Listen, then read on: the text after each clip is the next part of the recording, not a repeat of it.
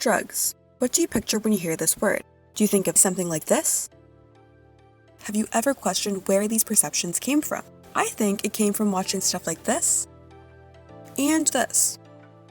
Along with entertaining, shows are vessels used by corporations to promote agendas and push forward ideas. While fiction is literally an array of morals and themes synthesized to tell a story, their motivations should be questioned, especially if the ideas being pushed forth have the potential to stigmatize certain groups of people. Most people would say they have pretty good media literacy, but when ideas are subtly written into the character's subtext and ingrained in the storyline, distinguishing the media's underlying motives from the fiction itself gets fuzzy. In this video, I'll analyze how Breaking Bad and Bob's Burgers depict drugs and what agenda they're really trying to push. Both shows were extremely popular during their primes, with Breaking Bad ranking 3rd and Bob's Burgers ranking 19th best shows in the 2010s by the Rolling Stones. Film is so influential in audiences, so understanding what agendas are really being pushed forward for what and whose benefit is essential. The depiction of drugs and users will be the topic of investigation in these shows, and I'll analyze how the agendas of drug representations blatantly and subtly influences viewers, specifically how Bob's Burgers destigmatizes drugs and users, while Breaking Bad fuels stigmatization.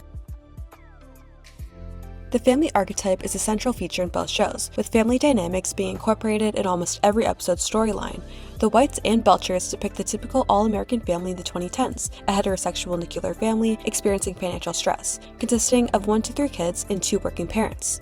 American viewers watching these fictional families resonate with them, feeling themselves represented on the screen. The more time the audiences spend with the characters throughout the seasons, the more attached they get to them. This applies to Breaking Bad and Bob's Burgers viewers too, with many viewers developing parasocial relationships with the fictional families. This connection sets up a trust between the families and the audience, priming viewers to root for them and be more lenient towards their actions and agreeable with their opinions. If you like or resonate with Linda Belcher, you may agree with her opinions on drug dealers in Season 3. In the episode, Linda and Bob discover that their kids found work on a marijuana farm. Linda's initial reaction is surprise, not anger or panic directed at the drug dealers. Bob is the one who insists they must rush to get them. Once they arrive at the farm, Linda's preconceived notions of weed farms are turned upside down. Her respectful and positive judgment on the marijuana dealers may resonate and influence you to reconsider your own judgments on people who interact with drugs. Even though you can clearly discern your own opinions from Linda's, her positive destigmatizing outlook on them, written by the showrunners, will impact your own perceptions, even if it's just while watching the episode. Or do you see yourself in Skylar White? You may empathize and agree with her feelings of betrayal when she realizes Waltz is drug dealer in Season 3, and her growing upset as he reveals the severity of the drugs he's involved with. Although her reaction is significantly impacted by her overall distrust in her husband, her reaction to the drugs implies her disdain and moral judgment for them. Viewers who feel represented in Skylar will empathize with her feelings of betrayal and her judgments on drugs. The inclusion of the family archetype, representing the average American family, as a main feature in these shows increases relatability for viewers, making them more susceptible to internalizing drug messaging through the family. The genre of the shows also impacts audiences' receptions to the drug agendas. Breaking Bad is a suspenseful thriller drama with elements of crime and dark comedy. The intended audience is adults, with Netflix rating it MA for mature audiences only. While the White family is central to the plot, influencing many of Walt's decisions throughout the show, the main focus of the series is on Walt and Jesse's meth business. The show follows the crimes committed and destruction caused in relation to their drug business, and the blue sky ties together the show's genres. Breaking Bad less obviously influences viewers' perceptions of drugs because of the blatant criminal and drug themes. Just look at the name. The show's genre and premise loads the topic of drugs with stigma, inherently drawing a connection between drugs and criminal activity. Viewers are primed to drug topics, so they're already thinking about the morals of drugs and won't be as blindsided by subtextual drug-related commentary. Bob's Burgers is a different story. It's an adult animated family comedy, with Disney Plus rating it PG-14, intended for adults and teens. The Belcher family is the centerpiece of the show, with each episode following the family members' adventures at school, around town, or in the burger shop. Drugs are not part of the show's overall narrative, yet they pop up a surprising number of times, appearing central to 5 episodes' plotlines, but we'll get into that later. The Bob's Burgers fanbase skews on the younger side, which arguably increases their susceptibility to drug agenda messaging, especially considering how the main themes of the show are so far removed from drugs. Viewers are primed on family adventures and burgers, not drugs or crime. The random appearance of drugs in episodes throughout the seasons makes the underlying message fall under the radar for serious critical thinking, and when drugs do come into the narrative, they seem random and unassuming. Bob's Burgers is not a show about drugs, yet it makes a statement about them. Out of the 16 seasons, the show dedicates at least 5 episodes to drugs, which is pretty significant when considering the show's premise follows a family who runs a burger shop. In these narratively drug-focused episodes, drugs are presented as morally neutral through characters' opinions towards and actions involving drugs. Most of the drug episodes involve Bob taking painkillers, which causes him to act abnormally, with chaos ensuing. While Bob's highs cause him to be silly and occasionally aggressive, he always regains his true state of mind by the end of the episode, and no real harm is ever really done. Bob being the primary character to take drugs is significant because viewers know Bob, the show is named after him, and we see ourselves in Bob.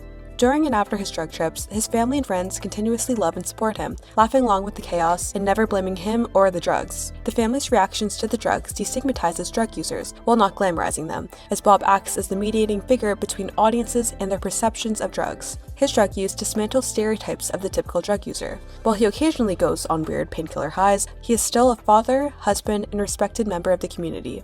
Now, circling back to the Belcher parents reacting to their kids working on a weed farm, Bob and Linda don't outright judge the pot farmers or customers. While they initially panic and rush to get their kids from the farm, they do this out of a parental concern for them working for an illegal business, not solely because the business involves drugs. Their neutral reaction to drugs, even when it involves their kids, destigmatizes drugs for viewers. I've been talking a lot about stigma, so let's get into what it really means. Goffman defines stigma as the undesired differentness from what we had anticipated and assumes that the stigmatized are not truly human, which leads to discrimination and reduction of life choices. Bob Sperger's representation of drugs and drug users goes against Goffman's expectations of the stigmatized, as characters who use drugs aren't treated with conditional acceptance from others or face social isolation. Bob is accepted on and off drugs. Drugs in Bob Sperger's are depicted morally neutrally, not encouraged nor demonized by the show. It's important to note that the drugs in these episodes are painkillers, weed, and psychedelics, all of which have been on a destigmatizing trend in recent years and are becoming more commonly accepted. Harder drugs like cocaine and meth are excluded from the universe, which I think points to the show having a neutral stance on drugs and not wanting to make blatant political statements on regulations and users.